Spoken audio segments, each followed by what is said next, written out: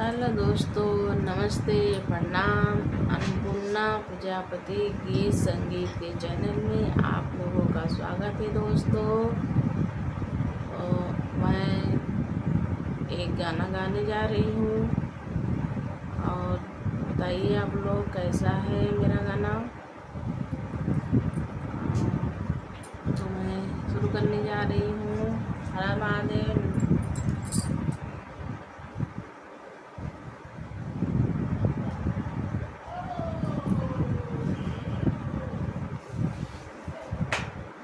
क्या कर रही हो? या नहीं आ सकती हो?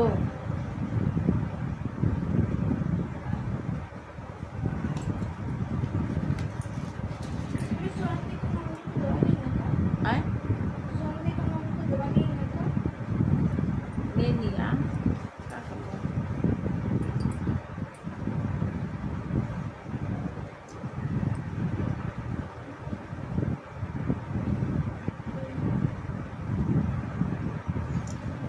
हे माई बीड़ा वाली बीड़वा बजाए दे तू, सरगम सजाए दे तू हो। हे माई बीड़ा वाली बीड़वा बजाए दे तू, सरगम सजाए दे तू हो। भक्ति न शक्ति माई गुण न सहूर बा, भक्ति न शक्ति माई गुण न सहूर बा। तोहरे सहारे माई जिंदगी अधूर बा, तोहरे सहारे माई जिंदगी अधूर बा। हे माई आदि शक्ति रूपवा दिखाई दे तू, सरगम सजाए दे तू हो। हे माई आदि शक्ति रूपवा दिखाई दे तू, सरगम सजाए दे तू हो। हे माई बीड़ा वाली बीड़वा बजाए दे तू, सरगम सजाए दे तू हो। हे माई बीड़ा वाली बीड़ा तू बजाए दे तू, सरगम सजाए दे तू हो।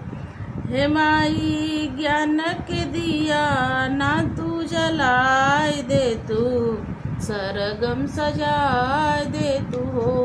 हे माई ज्ञान के दिया ना जलाए दे तू, सरगम सजाए दे तू हो। हे माई बीड़ा वाली बीड़ा तू बजाए दे तू, सरगम सजाए दे तू हो। हे माई आदि तू झलकवा दिखाई दे तू, सरगम सजाए दे तू हो। हे माई आदि तू झलकवा दिखाई दे तू, सरगम सजाए दे तू हो। हे माई बीड़ा वाली बीड़ा तू बजाए दे तू, सरगम सजाए दे तू हो। भक्ति न शक्ति माई गुण न सहूर बा, भक्ति न शक्ति माई ज्ञान न सहूर बा। तोहरे सहारे माई जिंदगी अधूर बा, तोहरे सहारे माई जिंदगी अधूर बा।